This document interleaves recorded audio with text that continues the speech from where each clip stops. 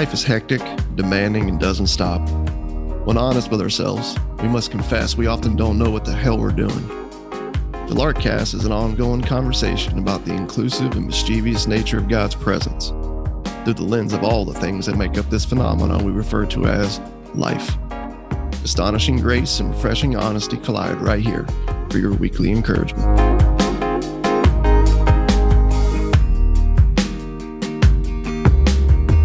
Welcome back to the Larkcast. Russ, good morning. Hello. Good morning. Good to see you. Good to be back on the Larkcast. It is.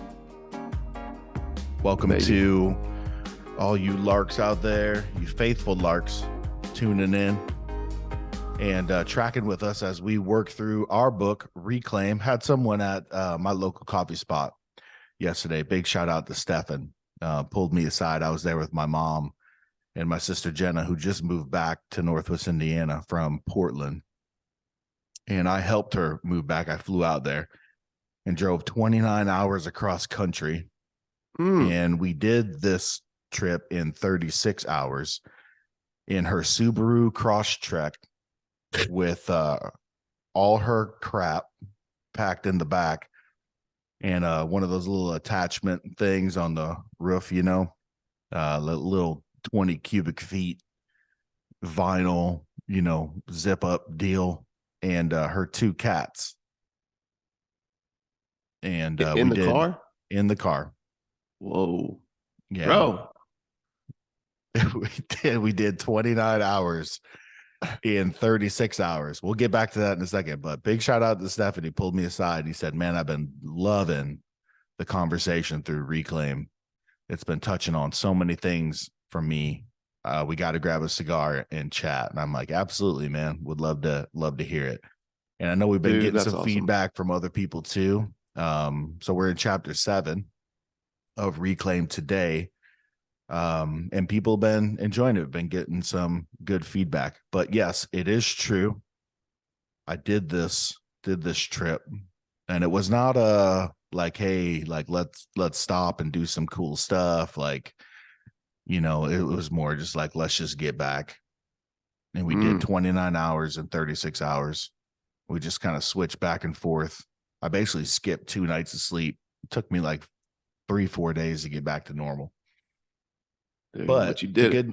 The good news in all of it was my sister's first Mother's Day back in the region with my mom in like 7 years. So that was pretty cool. Bro, I'm sure that was some good times right there. It was, man. We went to small town. Happy mom. You got a small town mug right there. I do. Yeah. They were serving crepes this weekend. So we had some good coffee, some lattes, some crepes, and caught up. It was good. So in the spirit of the Larkcast and our enduring friendship. Yes. How I just gotta ask, man, like I can't just before we get going in this conversation. But on a serious note, how does small town stay in business if they had to feed you crepes to get you full? That's how they stay in business. It takes 2 orders, dude. Yeah, I just immediately when you brought up crepes, I just had this picture of 2-plate Tony in the line getting tacos, man, when we were out west the last time. And just looking at the face of this very sweet old gentleman from Mexico looking at you and looking at his tray and wondering in his brain, how am I going to stay in business in this moment? Because you were just like lining them arms up, bro, just taco plates. And they were great tacos, by the way. I don't fault you in this. He saw me coming up for the 3rd time, and he was like, oh, here comes this weirdo. this weirdo is back for more tacos. Yeah, man. Well, cheers to small town. Cheers to just everything, man, that you just brought up. And I love that for your mom, dude. That had to have been really special. Yeah, it was awesome. I asked her, I said, you want me and Jenna, you, and you want us to invite Dad? And my mom's kind of She's pretty indecisive, she doesn't want to hurt anybody's feelings. And I go, you think about it. Because I saw her the day before Mother's Day. We had to grab a couple of couches, threw them in the back of my truck.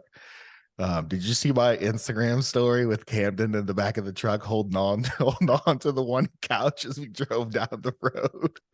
Lampett's delivery service. No, I didn't see it. Dude, we had the love seat all strapped down, and we're like, at first I thought we were gonna do 2 trips, but I was like, Camden, get back there and lay down on that love seat. We slapped that bigger couch on top of the love seat. Where did you pick? He just threw an arm around it. We just hold it as we were driving through town. And everyone's like, dang, man, you made your kid go back there and hold that couch. I'm like, dude, he was talking to everybody he could see standing on the side of the road. Oh, he's probably talking to everybody driving too, man. The windows up. Yes, he was. He's like his dad. He doesn't care how he gets attention, just as long as he gets attention. He's all back there. Please, somebody notice what I'm doing. 100%, man. He's a Sourcey through and through, for sure. That working hard for the attention, man, and like just being noticed, being appreciated, was such a huge part, man, of my backstory and how I would disciple people.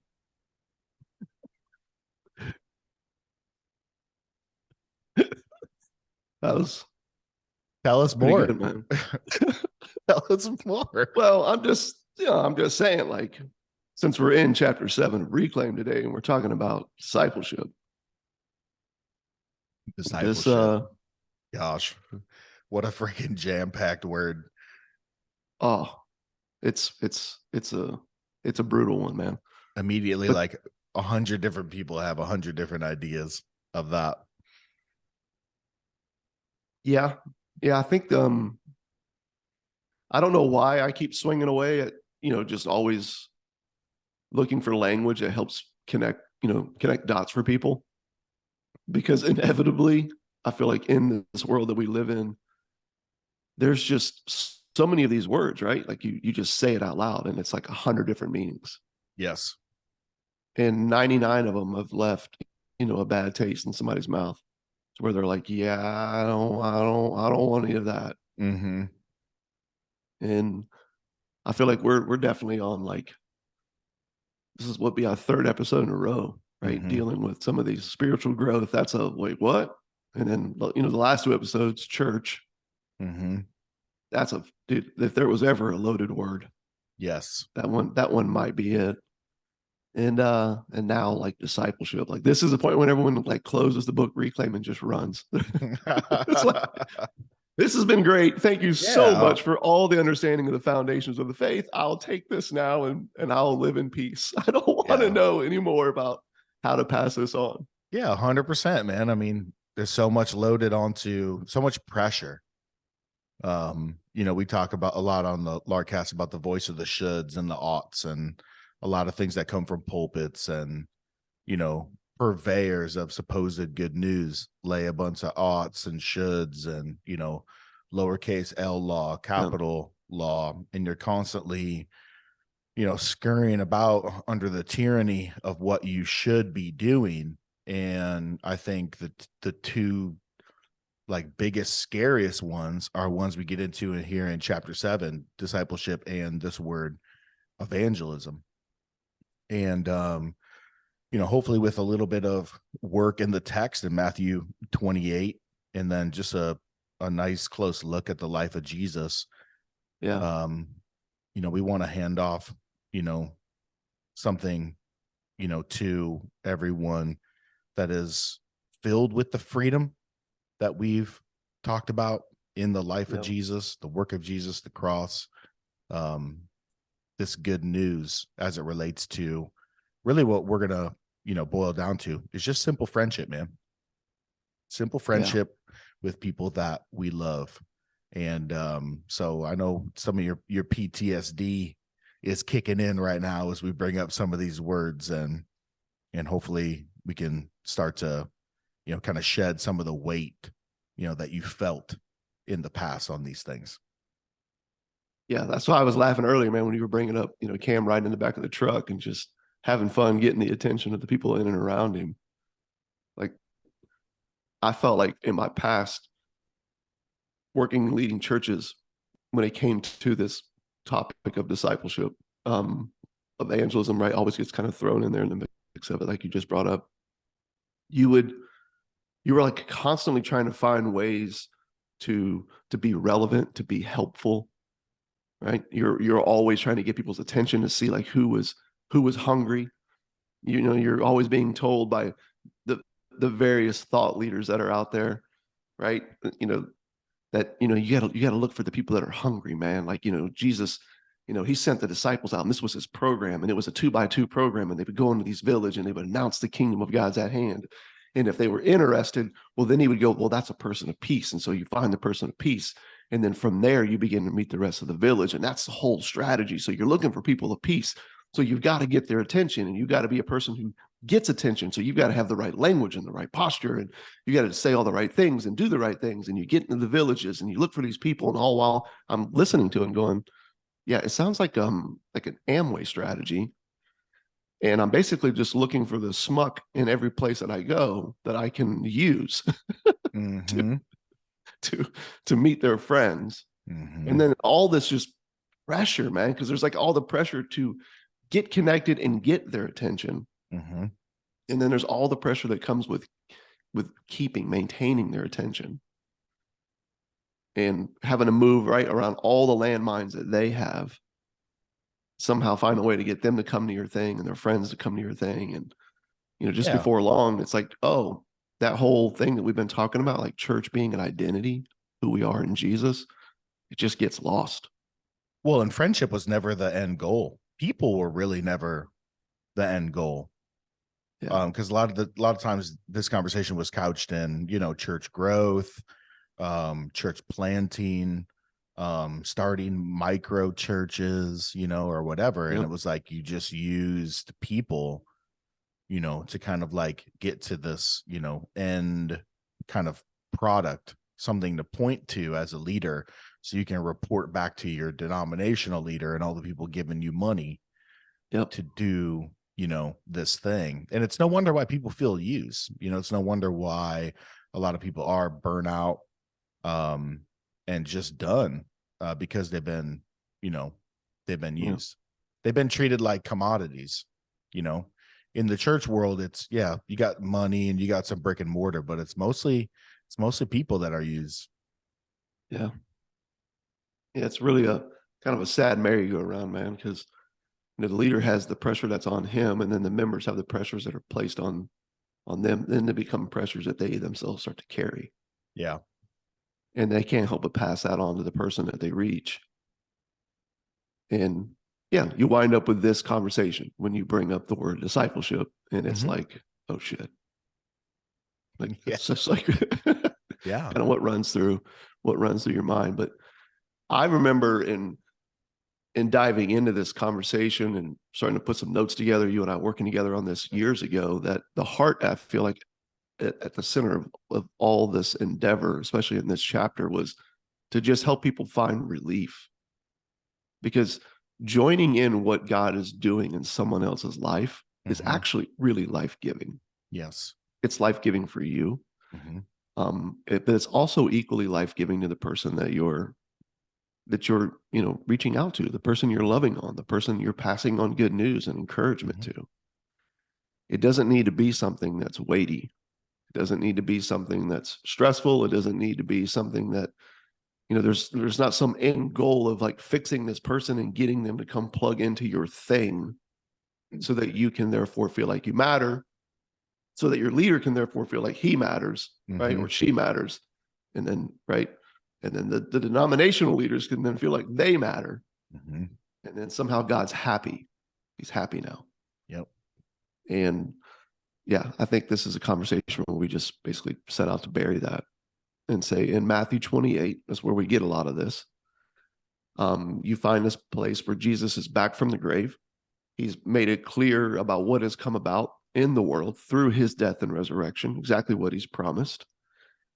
He has reconciled us. Okay. This is just a fixed reality. Amen. And he refers to the people who believe in him as witnesses, like in a courtroom, right? Their job isn't to try the case. It isn't to defend the case. It isn't to be the judge who presides over the case. It isn't to be a juror member, right? A jury member. This is probably some correct way of saying that. To declare a verdict over the case. Instead, they're just a witness. That's who we are. We're people who pass on the good news of what we know to be true. Yeah. And in this point, Jesus looks at him and says, go therefore. And right, we know a lot of us have heard this, and make disciples of all nations, baptizing them in the name of the Father and the Son and the Holy Spirit, teaching them to observe all that I've commanded. And just so we're clear, I will be with you, okay, to the end of the age. And I think that verse, dude, is like, it's one of those verses, man, that sort of sits at the top of the list in verses that have been mistranslated and misused and has led to a lot of abuse. As we were just talking. Yeah. And yet, if you're going to have, a hand painted sign on the wall inside of your church, it's going to be this one.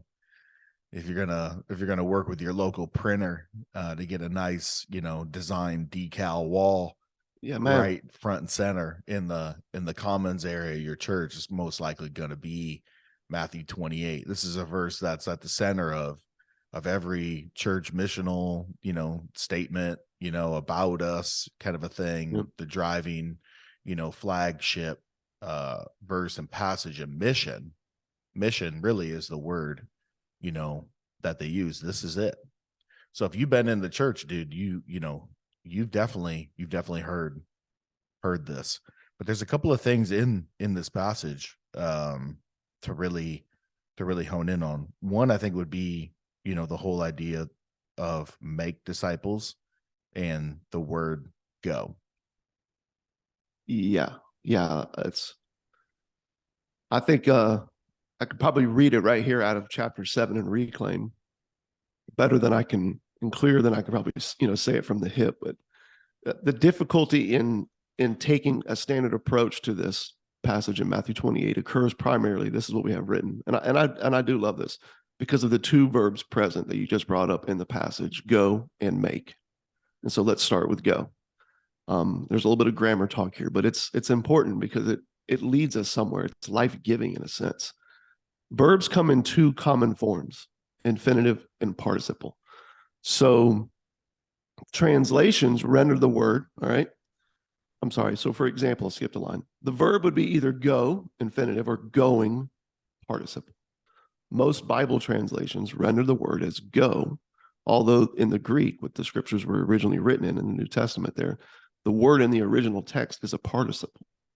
It should be read going or as you are going. Dude, that's huge, man, to just be able to take a look at like the original text and go, oh, we've put all this emphasis on go. And so we send people all over the world. Dude, there's a member on our team, Jameson, okay, who, in seeking support for the work we were doing, had a large church that he was connected to decide to not support him financially for the work that we're doing in the U.S. because it didn't fit with this passage and their whole idea of mission, which is you have to leave the U.S. and go to another country, right, to participate in this. Jesus said, go, Jameson. Meanwhile, you're going, yeah, how did any of you graduate from seminary without just taking 1 minute to look at this and let it say what it's saying? It's saying, as you are going. That's the phrase there. As you are going about in your everyday life, wherever you are. Yeah, which if you just look at the life of Jesus, that's most of his interactions were interactions in the moment. Yes. He bounced around from, town to town. Last I checked, I don't necessarily think he had a 6 month, 1 year, 2 year, 3 year plan.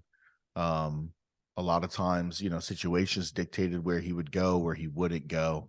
And these were just kind of like casual interactions, conversations that just kind of like popped up, and he would just go with it. He would just run with it. Yeah. I mean, apart from like a couple of people in the New Testament that had a specific task that they were given for like a season. You know what I mean? This entire movement of the church that's growing and growing and growing through the Roman Empire is made up of everyday people. Mm-hmm. People who are just passing on good news that they're finding in their lives, and they're passing on as they walk to work with people at the break room, right? In the neighborhood. Moms passing it on, right, with kids that they're staying home with. It's just a simple everyday way of life. It's a lifestyle is maybe the best way now to put it. Mm-hmm. Like, it sounds kind of cheesy or cliche, but you can't help but, I feel like, see what I'm trying to say here if I describe the church, right, as a lifestyle. Church is a lifestyle. It's who you are. It's a way of life with Jesus wherever you are. Mm-hmm. And a part of that life is just being a witness, being someone who gets to pass on the good news, the only good news that this world will ever know, the only hope, the only peace, the only forgiveness, the only unconditional, indiscriminate, never going to let you go love. Mm-hmm. The only way back to your true identity as a human and what it actually means to be human. This is in Jesus. This is what you're passing on. And so the other issue there that we find is with the word make, and we turn that into like us fixing someone. We have to make this thing like they're a widget, right? Like in a factory, or You they're have to make it happen. Yeah. But I mean, it just brings an entire theological dilemma, because Jesus has just constantly made it known that, oh yeah, well, that's right. Like with man, yeah, that's impossible. With man, yeah, that's impossible. I mean, how many times does he have to say this? Mm-hmm. The process of someone awakening to their reality in Jesus, and Jesus in them, is something the Spirit of God does. Yes. We simply just get to trip into whatever the Spirit's doing as we're passing on the news. We get to play a part in this. Mm-hmm. And so an actual clear rendition of this text, okay, which any scholar who will tell you, who doesn't have a dog in the fight, anybody who is not pressured financially to say what's needed, okay, will tell you that the passage says, as you are going, disciple people. Yeah. That's it. That's and it. Baptize them if they believe, and teach them to observe, okay, to awaken to walk in what I've declared, is what Jesus is saying. Because what I've declared is good. There's value in it. Mm-hmm. And at the core of it is to believe in the Son in whom God sent. Mm-hmm. That is my will, right? It's just simple, man. There's really no other way to say it than that. It's a simple lifestyle. Yeah. So, for me, I'm kind of people know my story. I like, from the heart, really started getting into the conversation of Jesus when I was 20. I had a really cool experience. I was just, living a rebellious life, and I met Jesus in a very unmistakable way in a 1993 black Ford Ranger heading westbound on 231 in Crown Point, Indiana. And from there, man, it's really started to, be pretty excited about this conversation. I met the love of God, man, and I experienced his forgiveness, and I really just wanted to pass that on. And then quickly, man, like, this real simple, cool experience, got met with like plugging into a local church. Then all those layers, all this should, and all this kind of like bad, exposition, and all this pressure, and the idol of impact, Yeah, good phrase. and then other leaders coming around me talking about, my calling and all this other stuff, and started inviting me into a million different ways to volunteer. And that was like, doing high school, ministry. Then once I got married, then it was like small groups, and then, hey man, come on staff. But prior to that, I was swinging a hammer. And I was just taking what I was learning, and I was bringing some of those conversations into just the everyday relationships. And you meet a lot of hostility, like on a job site, around like blue collar dudes, but the conversation was real and it was raw. And I was just kind of like honest about just, and clunky too, about, what I was experiencing and what I was learning. And even it started out in this very kind of just right where I was, right where my feet were planted, where I was going to work, in my neighborhood, my friend circle. And then it got turned into this like calling and impact and multiplication and producing and, and making a difference and putting a pressure on leader types, which all that meant was I was excited about this and I was able to speak in front of people, and I had a certain personality. And people like that just get rushed, right up the ladder, man, with lots of expectation. But I think like later on, just after years of just the burden of that, of feeling like you had to make something happen, and there's just a lot of really good and beautiful news and seeing just like, dude, where are you right now in life? If you're a mom and you got 3 kiddos, dude, that's a lot of freaking work, dude. You know what I'm saying? That's a lot of work. And we would say like, oh yeah, you're a mom, plus you need to be reaching all the moms. All the moms, right? Oh, you're at a job. Cool. 125 employees. Yeah, dude. All of them should be, saying yes to Jesus within a year and a half or whatever. And it's like when you pair some of these things together as you're going, knowing that I'm just a witness, man. I'm just passing on like what is the most important thing about me, which is I know that I'm made by him. I'm reconciled by him. And at the end of the day, the most important thing is the love of God and the forgiveness of God and the grace of God in my story. That's the most important, thing about me. That's the most true thing, about me. And, to be able to pass that on in those really cool moments when trust is starting to, build in friendship and those I know I'm kind of touching into some of these other different things that we want to get into, but man, just the relief of that, the no pressure, just like who's around me, the conversations, the relationships, playing the long game, And in this chapter we get into, well, what do these friendships look like? What does it look like if we're going to frame,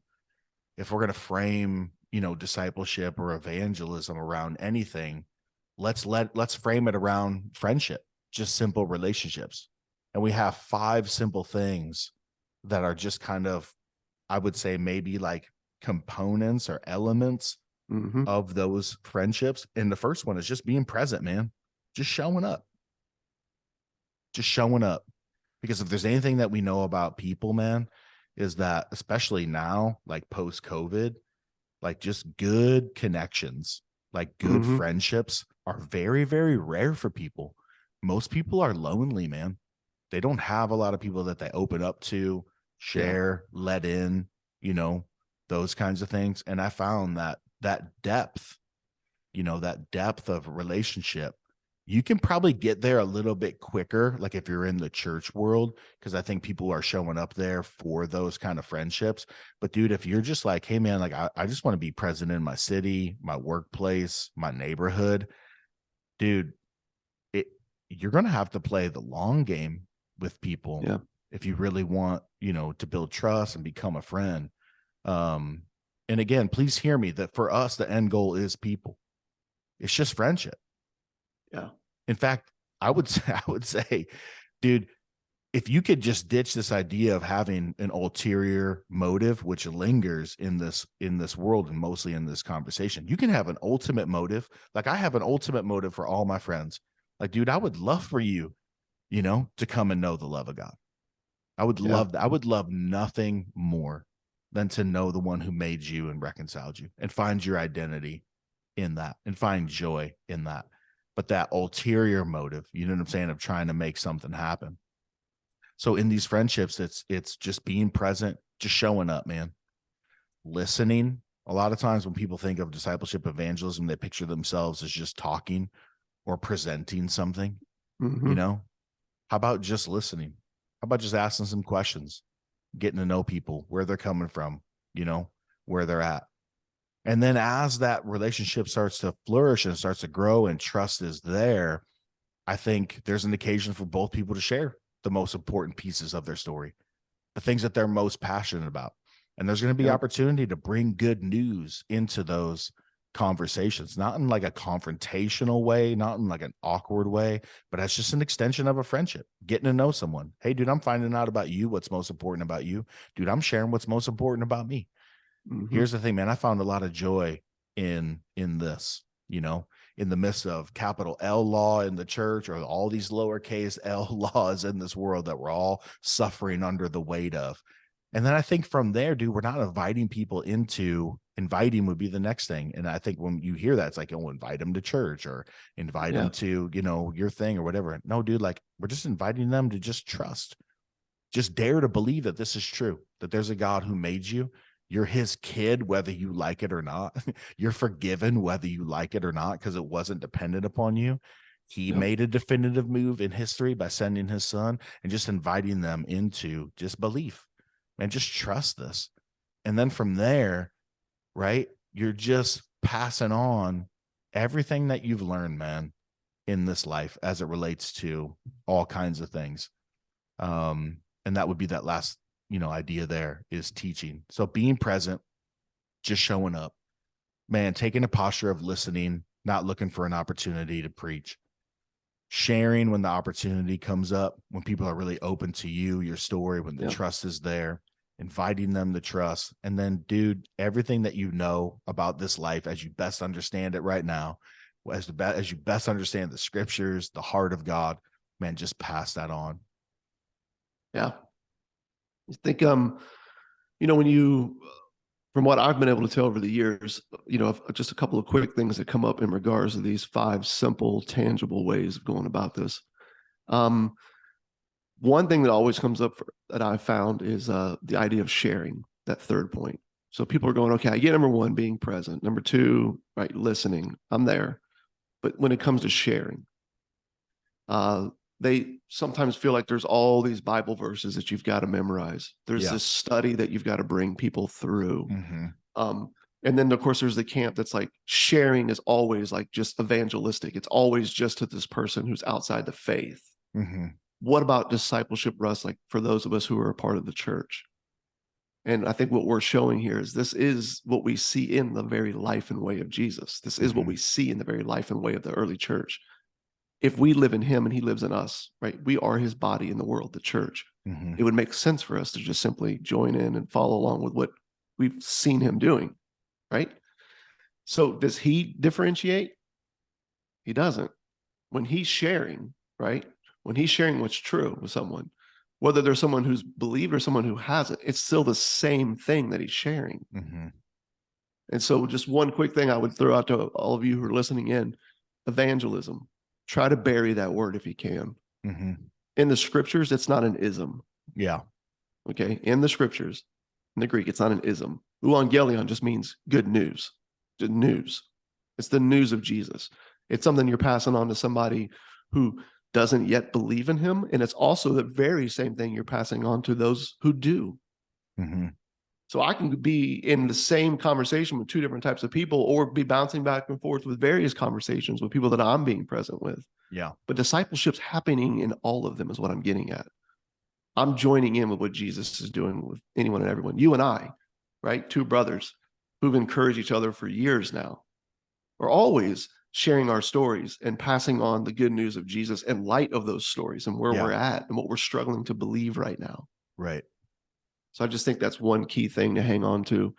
And then lastly, the inviting them to trust. I feel like people are going, okay, whoever I'm talking to, wherever they are in their journey, it's always, the invitation is always to trust in what Jesus has done and declared, versus what you're feeling and thinking and worrying about. And so then the teaching kind of goes into what we unpacked in Reclaim 5 about just walking with him. You're not teaching them to measure, map, and manage some project that they're not strong in right now. Oh, you're wrestling in your prayer life. Well, we should go through a 12-week study on prayer and then do a 12-week practice of prayer. And then you'll be formed in the ways of prayer. And it's like, no, if you actually studied prayer in scriptures, 1, you would find that that's completely contrary to what Jesus is actually saying there. But 2, It's like, no, I'm not teaching you to measure, map, and manage some project in your life. Mm-hmm. I'm teaching you to wait on what the Lord does, Yeah. to watch what he does, Yeah. and then to simply walk in what he does. Yeah. I So there's a think connection here, I'm just saying, between Reclaim 5 and 7. For honestly, those who dude, are like listening. you could even say it's friendship across the board, because really what we're inviting people into is just friendship with the God who made them. Like Yes, prayer is that's just the ultimate one word. long freaking conversation, dude. Prayer is Yeah. one long conversation with the God who loved you. And Yep. you know what I'm saying? And it's just this continual conversation, right? Yep. That you just Talking keep with your dad, having man. with him.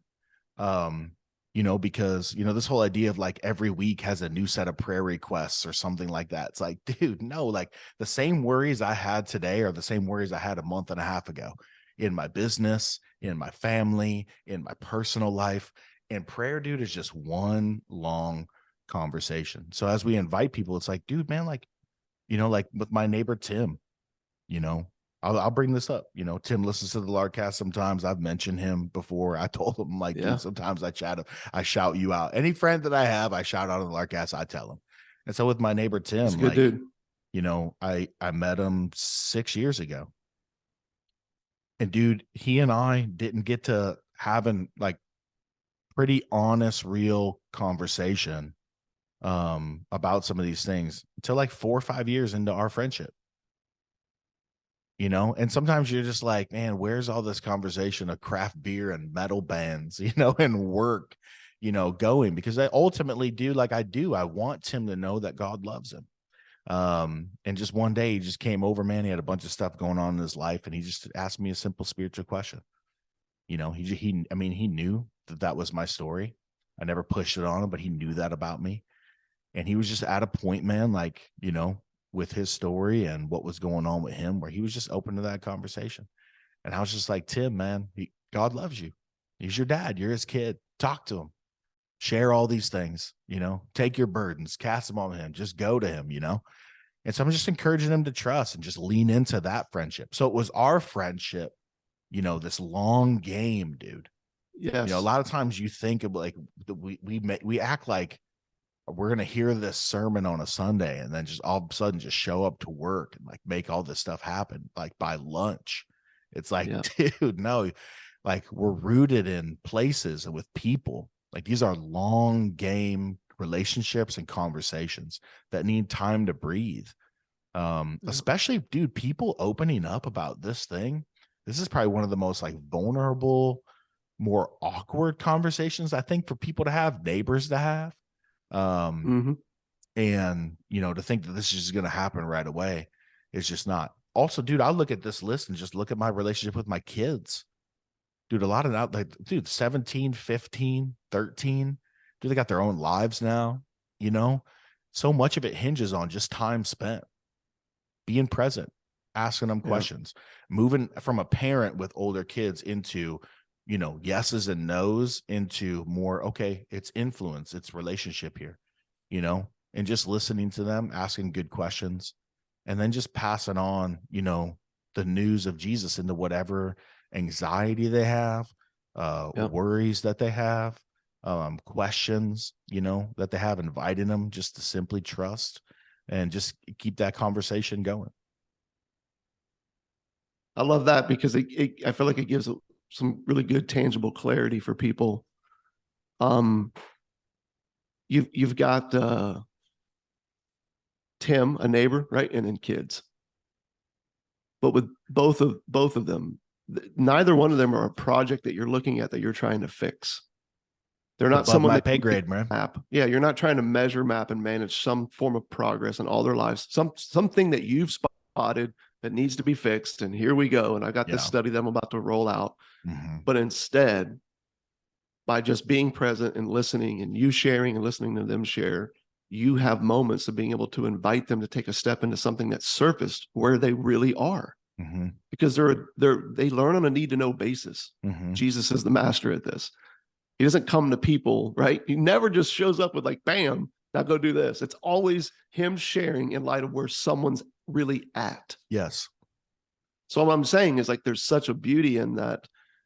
And whether you're discipling someone who to Jesus, right? Into a life in him, or if you're discipling someone who's already believed in him. Mm-hmm. It's still the same, being present, listening, sharing, inviting, and teaching them to wait, watch, and walk in whatever the Lord's actually doing right now in their lives.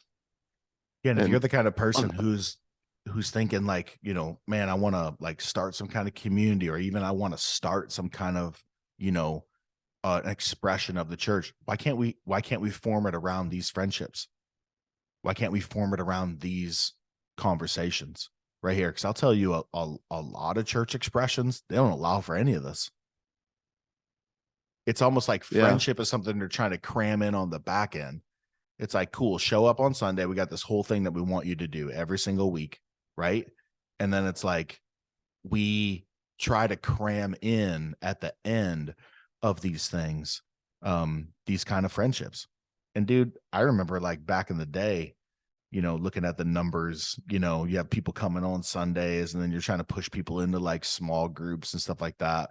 And dude, like nobody's numbers were over like 30% on like small groups, and that was like where we said like, man, this is the real expression of the church, is like these friendships over here. And it was like, we had this big bulky thing that we had to put all this time and effort and energy into right here. But then this actual friendship thing was like the secondary thing. And most people were just showing up for an event. And it's like, dude, if you could form a community around anything, which is kind of what we have going on in Crown Point with like some of our friends, is we don't really have like a weekly like expression. We've had that in the past, but for various different things, the people that were leading it, the lives got busy, just some things move. But dude, all the friendships are still there. Imagine that. And we all kind of like still are interacting. You know what I'm saying? Everyone's up on each other's lives. And a lot of these kind of like the presence, listening, knowing the encouragement that's happening in good news. There's other friendships, new people that we're meeting, new conversations that are going on. Dude, if you're going to form an expression of the church around anything, form it around this.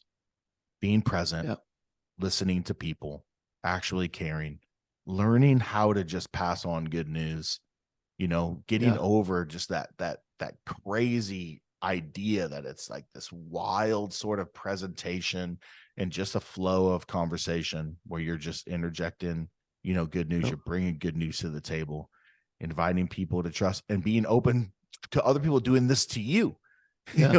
Being open to you participating in this as well. Yeah, that would be you, others being the church where you are. Yes. That moment where you got together to be present and listen and share, encourage, that would be the ecclesia, right? That would be the church gathered. It could be 2 people on a call, or 3 people at a bar, or around a dining room table, right? Just fill in the blank, man. But it's that simple. And I'll just say this, dude, like this for me is one quote I'll just share here in closing that just was really helpful to me. Like a lot of authors, right? We find things that they say that we love. There's some things that they say that we're like, yeah, I don't, believe what you believe about that. But one thing that I have found from Tim Keller that I really appreciate is when he sort of just did a little quick just declaration about the gospel, the good news of Jesus in relation to this conversation of discipleship and being the church. And he says this, he says, the gospel is not just the ABCs, it's the A to Z of the Christian life. We quote this in Reclaim chapter 7. It is not accurate to think that the gospel, is what saves non-Christians, quote unquote. And then it's what matures Christians trying hard to live according to biblical principles. It's more accurate, according to what the scriptures actually say, to say that we are saved by believing the good news. And then we are transformed in every part of our mind, heart, and life by believing the good news more and more deeply as we go through life. So if you're wondering, like, the sharing of your story, but then what about like what God has declared? Well, the good news. That is the conversation in relation to anything anyone is working through. That's the conversation. We don't move from it. It's not ABC and then there's a new ladder. It's the A to Z conversation of discipleship, man.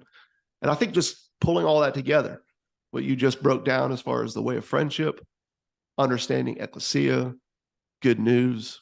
It's like, man, this thing is far more freeing. It's far more fluid. It's almost like you've stepped into the unplanned life of Jesus and you just start doing whatever you see the Father doing. Now, I know that that's exactly what Jesus did.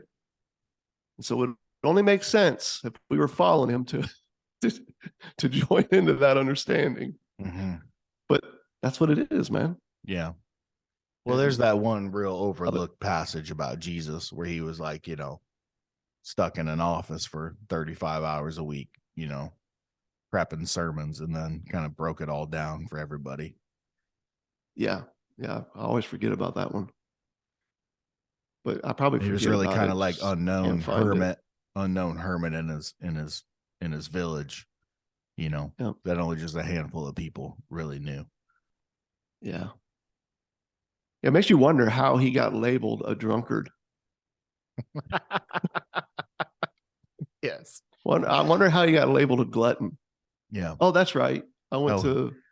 He ate and drank enough publicly to be called a drunkard and a glutton. Yeah. That's right. There's that one gospel that if you read through it, he's either going to a meal, at a meal, or just left a meal through the entire book. That's it. Friendships, man. People. Yep. And conversation around good news. Yeah. That's it.